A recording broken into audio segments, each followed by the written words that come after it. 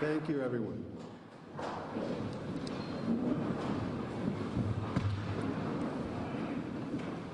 Governor, Mr. President, honorable members of the Providence City Council, distinguished guests, and my fellow residents of our great capital city.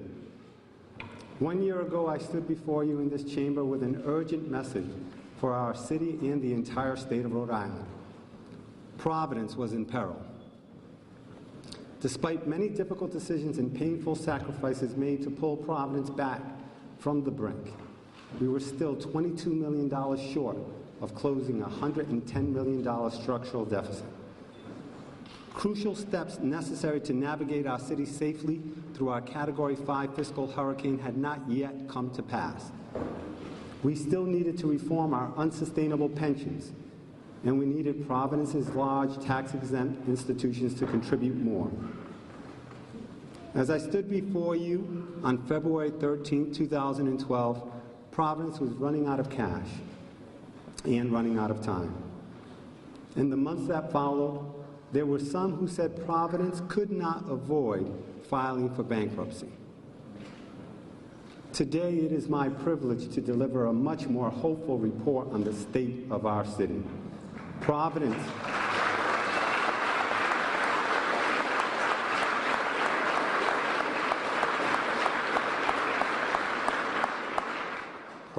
is recovering.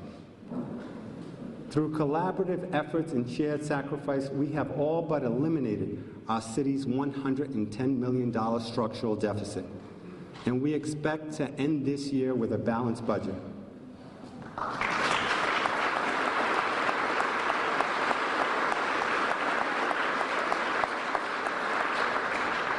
Working together, we have accomplished what few believed possible. We were determined to address the root causes of Providence's fiscal emergency and prepared to act unilaterally if necessary. And we knew our city would never achieve a lasting recovery without addressing our unsustainable and spiraling pension costs. In April, following months of actuarial analysis and public testimony, this City Council unanimously approved a pension reform ordinance that put Providence's pension system on a sustainable path. We recognized that passing the ordinance would likely lead to a high-stakes lawsuit with no real winners, because a decision in favor of the status quo would push our city over the brink. However, faced with the challenge of negotiating pension changes with more than 2,000 retirees who were not represented by a single entity, we saw no alternative.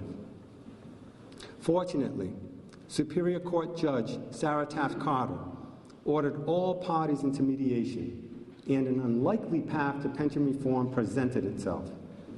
Negotiations continued with our unions and our retirees as we all committed to addressing Providence's challenges collaboratively and in a way that pulls us together instead of tearing us apart.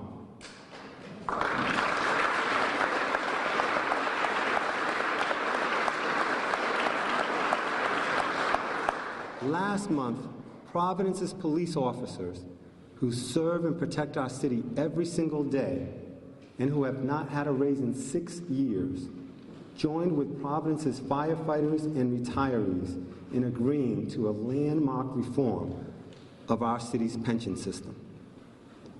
The agreement caps pensions, eliminates 5% and 6% compounded COLAs that were strangling our system, suspends all other cost of living raises, and moves retirees over 65 into Medicare.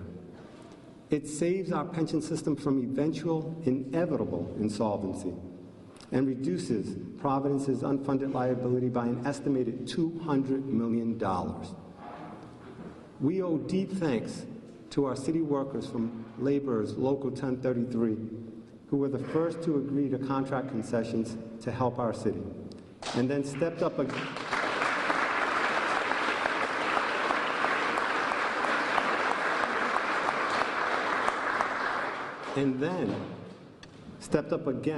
To negotiate on pension reform. Thank you to Donald Iannazzi, Ron Coyer, Vicky Virgilio, and Local 1033.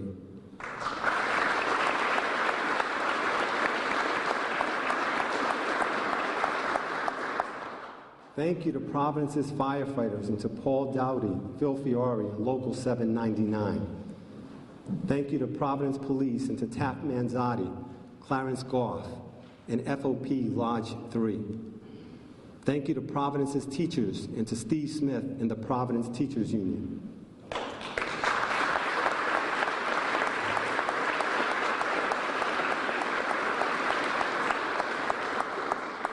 We also extend a very special thank you to our retirees who served our city honorably and have been called upon to accept pension changes in their golden years to help save our city.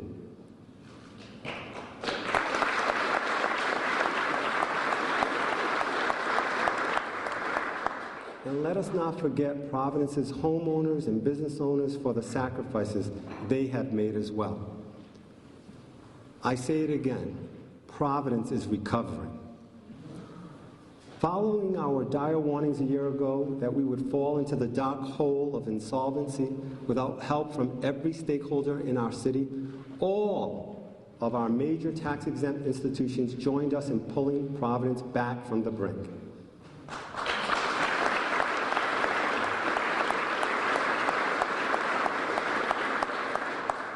In a demonstration of leadership for which I will be forever grateful, Johnson & Wales University was the first to heed our call, committing to at least triple their contribution to Providence.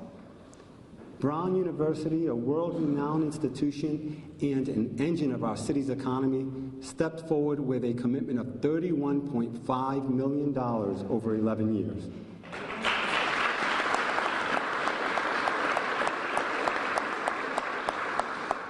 The Rhode Island School of Design, recently named the best design school in the world, committed to more than double its annual contribution to our city.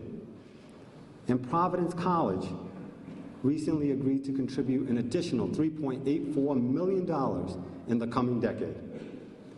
For the first time in Providence's history, our three major healthcare institutions, Lifespan, Care New England, and Charter Care, agreed to contribute a combined $1.15 million a year, in addition to the millions of dollars in uncompensated care they already provide.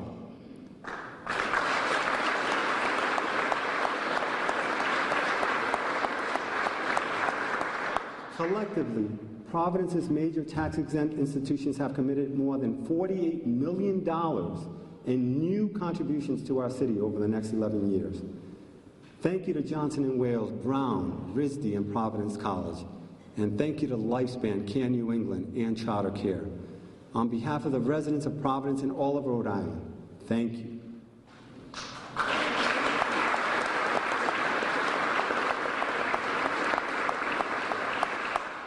The General Assembly was critical in helping the city reach new agreements with our tax-exempt institutions. We owe a debt of gratitude to our legislative leaders, without whom Providence's recovery would not have been possible. Thank you to House Speaker Gordon Fox, Senate President Teresa Piva-Weed, Majority Leader Dominic Ruggiero, Majority Whip Mary Ellen Goodwin, Representative John Cannavale, and the entire Providence delegation, along with legislators from across Rhode Island, for believing in Providence and helping our capital city. Thank you.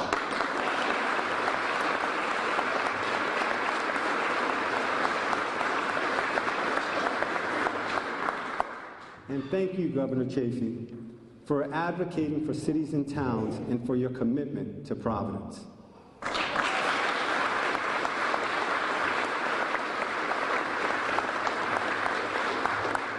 As a city and state, we have demonstrated that even when the stakes are at their highest and the path forward is beset with obstacles, reasonable people can get things done when they are committed to working together. There is nothing we cannot accomplish when we are united.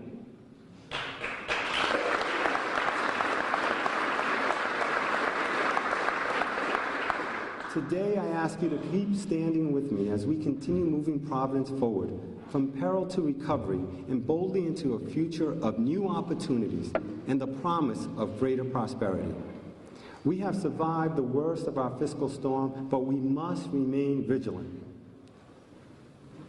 Just weeks ago, Moody's Investor Service said several years of year-end deficits have left our city with little room for error in the event of future operating pressures. Providence's reserve funds have been depleted, and we must manage our city's finances responsibly and transparently. And we must work to replenish our reserves and restore our credit ratings in the coming months and years. At the same time, we must act with all urgency to build our city's economy, improve public education and public safety, and make our city healthier and more sustainable. We must address the devastating impacts of our nation's foreclosure crisis and the worst economic recession since the Great Depression.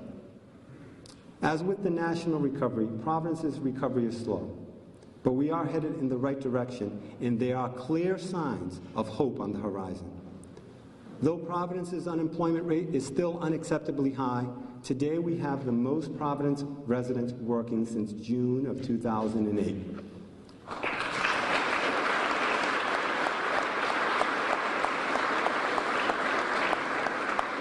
4 years after the burst of the housing bubble, filings are finally going down in our city. Next month, we will release a comprehensive plan to accelerate Providence's positive momentum.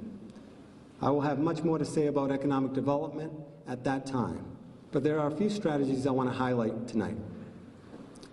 We must have a focused and coordinated approach to building on our assets. Our city is home to first-class research hospitals and universities in a developing knowledge district. We have one of the largest industrial deep water ports in the Northeast. We have one of the most vibrant artistic communities in America. Small businesses act as anchors in every neighborhood of our city.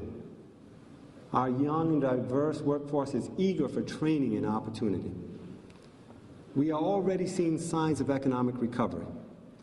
Projects representing tens of millions of dollars are underway in the heart of our capital city, including the revival of the historic Arcade, America's first indoor mall, into a mixed-use development of retail shops and micro-lofts.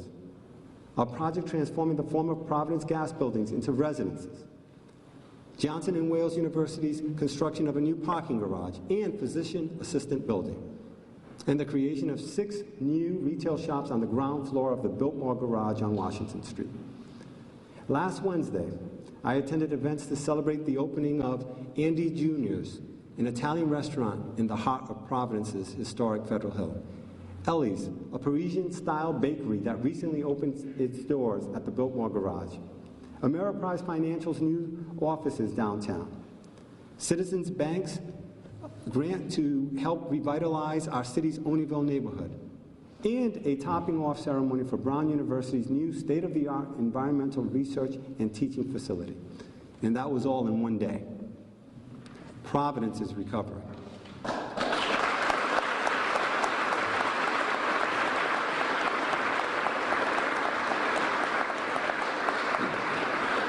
Plans to grow our economy can never be divorced from efforts to improve our schools. And we are working to provide every child in Providence with a first-class education. There is much work to be done. Only 46% of Providence's 4th graders were reading on grade level last year. We have set an ambitious goal to have 70% of our students reading on grade level at the end of 3rd grade in 2015. The ability to read on grade level is one of the greatest predictors of a student's future success.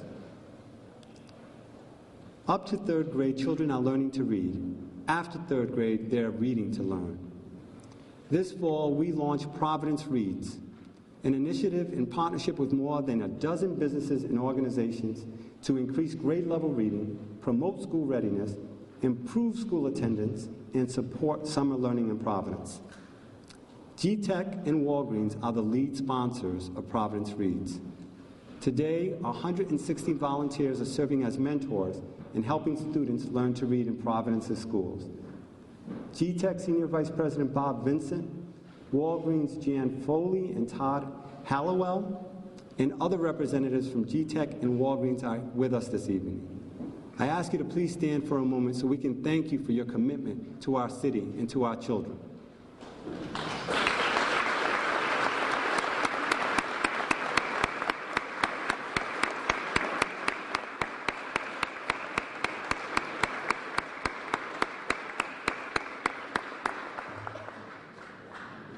Tonight, I invite all of you to join us in our effort to ensure that every child in Providence reads proficiently by the end of 3rd grade. Any of you who are interested in becoming a Providence Reads volunteer should please contact the mayor's office. But it takes an entire community to transform public education. And that's why we are working closely with the Providence Children and Youth Cabinet, a diverse team of 130 community leaders helping to guide the future of education in our city. In October, the Providence Children and Youth Cabinet released its Educate Providence Action for Change report, which provides baseline data and 11 indicators to measure our progress in educating children from cradle to career. Our innovative idea to set low-income children on a path toward lifelong achievement by increasing the number of words they hear by their 4th birthday has been selected from more than 300 submissions across the country as a finalist in Bloomberg Philanthropies Mayor's Challenge. Bloomberg Philanthropies has also awarded our city a grant to launch Leyendo, an initiative to teach reading to students whose first language is not English.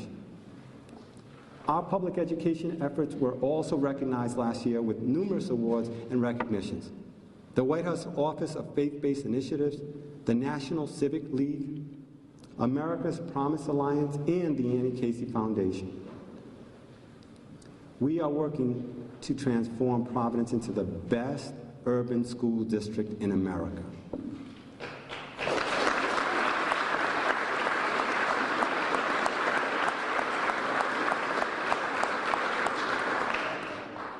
Public safety is also a top priority for me as mayor. One crime is too much crime, and the job of keeping our city safe never ends. Along with so many other cities across our nation, Providence has experienced far too much gun violence. Most other categories of crime in our city went down last year or remain among the lowest they've been in many years. The Providence metropolitan region is ranked the number 6th most peaceful area in the country by the Institute for Economics and Peace, using an index that measures homicides, violent crime, incarceration, the number of police, and the availability of small arms. We must credit the Providence Police, who put their lives at risk every day and who serve and protect our city with dedication and professionalism.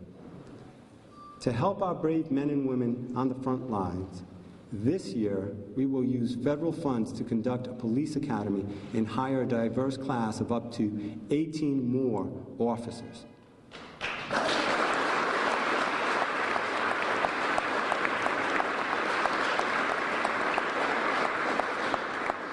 We are also conducting a fire academy and will hire up to 50 new firefighters, which will save the city up to $1 million annually by bringing down overtime costs. We are working to improve public safety in direct partnership with our city's residents and community leaders. Since last summer, we have been working with faith leaders to coordinate efforts in ex-offender re-entry programs and explore the creation of a Boston-style 10-point coalition in Providence. We have more than tripled the number of neighborhood crime watch groups in Providence to 15. And I am assisting a fundraising effort to support the Nonviolence Institute's work to prevent violence and bring peace to our streets.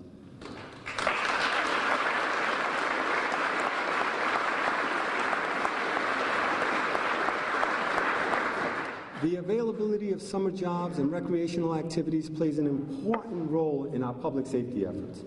Last summer, the Providence Department of Parks and Recreation provided jobs to more than 700 teens in partnership with Workforce Solution and the Rhode Island Department of Labor and Training, and increased its sports and recreation programs across the city. We also work with Project Night Vision in PASA to help them expand their summer programs. Finally, I'm committed to passing reasonable, common-sense gun control legislation this year that puts Rhode Island in line with our neighboring Massachusetts and Connecticut. I have reached out to every mayor and municipal leader in Rhode Island to work together on this issue.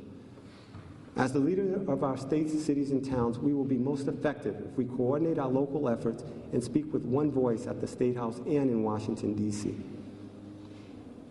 One of the most important things the City of Providence can do to help grow our local economy is to deliver the core functions of city government with excellence.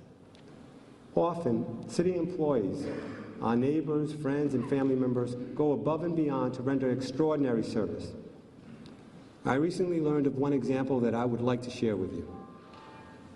On the Friday before Christmas, Joe Elliott and Bill Newell, inspectors in the Office of Inspections and Standards, learned that an elderly woman in our city was living without heat. Inspecting the property, they found out that the problem wasn't just a lack of oil or an unpaid gas bill, but that the woman's home required significant mechanical work that would cost thousands of dollars. Mr. Elliott and Mr. Newell thought that without some kind of intervention, the city might need to condemn this woman's house and relocate her in order to prevent her from suffering. So they worked around the clock Friday, and they kept working when they were off duty on Saturday and Sunday to make sure this resident's heating problem was fixed. They coordinated with National Grid and with contractors who volunteered their time and expertise to have the heating problem fixed at no charge. They weren't being paid, and they weren't even asked to do it. They did it because it was the right thing to do for this woman and for our city.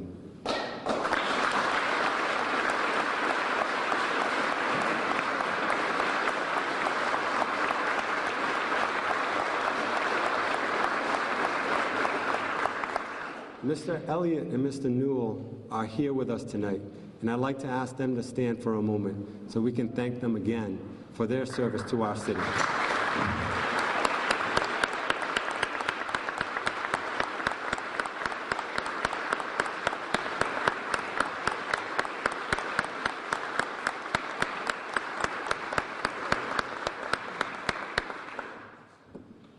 These two gentlemen are not the exception.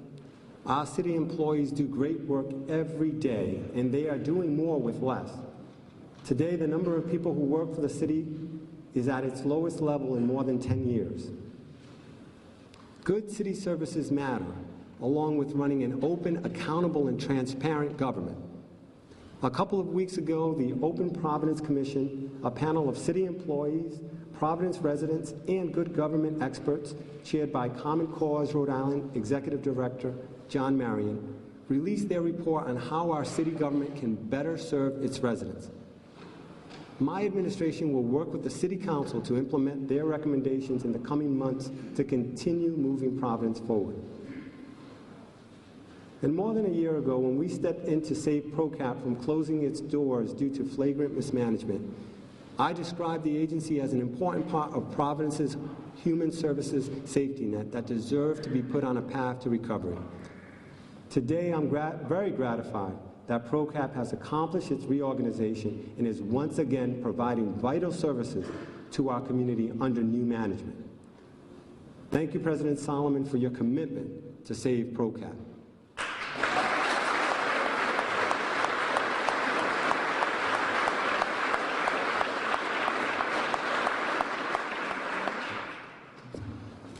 One needs only to drive a few blocks to see the pressing need to address the continuing impacts of the foreclosure crisis in our neighborhood. Together with this City Council, we have worked to implement new measures to protect our neighborhoods from the blight of abandoned and neglected properties. Using these new tools, our nuisance task force is successfully dealing with properties responsible for creating danger and fear on residential streets that children and hard-working families call home. There's much work to be done to improve Providence's roads, and that is why we put a $40 million roads bond on the ballot last year. The roads bond was overwhelmingly approved by the voters in November, with 89.5% voting yes. That is a mandate, and we are moving forward to begin repaving more than 62 miles of roadway in the coming months and years.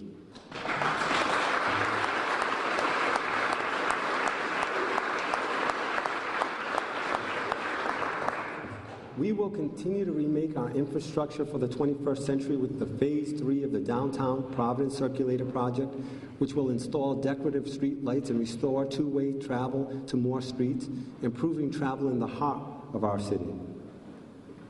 And we worked in 2012 with Governor Chafee and our congressional delegation to bring cargo cranes to the Port of Providence. That infrastructure investment will be a vital piece of the puzzle as we work to turn Providence's working waterfront into a hub of our state's economy. Providence is recovering. Together with our environmental community, we are taking bold steps to transform Providence into one of the greenest cities in the nation. The Big Green Can recycling program that we launched in the fall has already dramatically increased Providence's recycling rate from 15% to 25%, a 67% improvement. And as a result, we expect to save $250,000 this year. This spring, our Lots of Hope initiative will begin converting vacant lots into urban gardens maintained by residents. We are also moving forward to implement a citywide biking plan and a pilot plan for composting across our city. And mark your calendars now. We are working to coordinate what we hope will be the largest volunteer citywide cleanup that Providence has ever mobilized on Saturday, April 20th. Please contact our Office of Sustainability if you would like to participate in our citizens' effort to give Providence a spring cleaning worthy of Earth Day. Last month, we had an important court victory against big tobacco when a judge ruled against the industry's attempt to block Providence's new ordinances that banned the sale of flavored tobacco products and store discounts aimed at children. Thank you, Council President Solomon, Majority Leader Yurden, and members of this honorable City Council for championing these ordinances that protect our children from the harmful effects of tobacco and the deceitful tactics of the tobacco industry. Thank you to City Solicitor Jeff Padua for your team's strong legal defense of these important measures. We hope our success inspires other communities to follow our lead and take a stand against big tobacco. Our Office of Healthy Communities is not just protecting children and families from the harmful effects of tobacco, it's also promoting farmers markets across our city and pursuing policy initiatives to make healthy, affordable food available in every neighborhood of Providence. Healthy students make good students, and healthy residents make for a stronger city. We are successfully attracting large conventions and events to Providence such as X Factor, Netroots Nation, Alpha Kappa Alpha, and the Dunkin' Donuts AHL All-Star Classic that brought thousands of visitors into downtown Providence this weekend. Last summer, Providence's hotel occupancy rate reached its highest level since 2004. At the same time, the economic activity generated by our thriving arts and cultural community is having a big impact on our economy. Waterfire has established Providence as a global city, and in September I was excited to join with Waterfire's creator, Barnaby Evans, in bringing our signature event to Rome for the first large-scale lighting in Europe. In the coming year, we will work with our partners at the Providence-Warwick Convention and Visitors Bureau to promote our wonderful museums, restaurants, theaters, and zoo. We will do a better job marketing our signature brands like Waterfire and the excellent First Works Festival that transformed Kennedy Plaza in September into an artistic and musical party the likes of which we have not experienced before in our city. Thank you, Senator Whitehouse and the rest of our congressional delegation for securing the National Endowment for the Arts Our Town grant that funded the First Works Festival. This grant is also supporting a planning effort to reconfigure Greater Kennedy Plaza. You can clap for that, that's fine.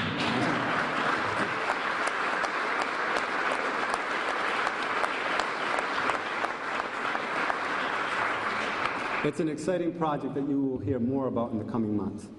But just last week, Rocco Landesman, who recently retired as the NEA's chairman, wrote that some of the most rewarding places I visited during my term were places that are very engaged in the arts, that have a great arts infrastructure and commitment to the arts. Providence, Rhode Island would probably be at the top of the list. Our city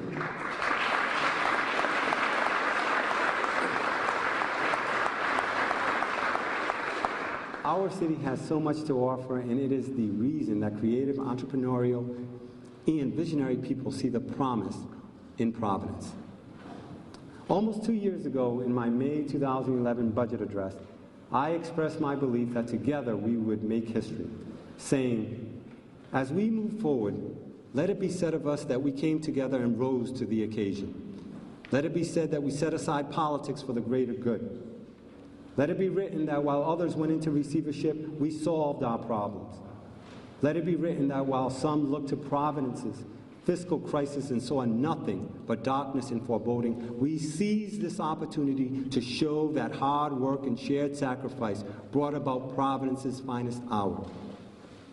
Governor, Mr. President, honorable members of the City Council, distinguished guests, and my fellow residents of our great capital city, we have made history, and the nation's taking notice.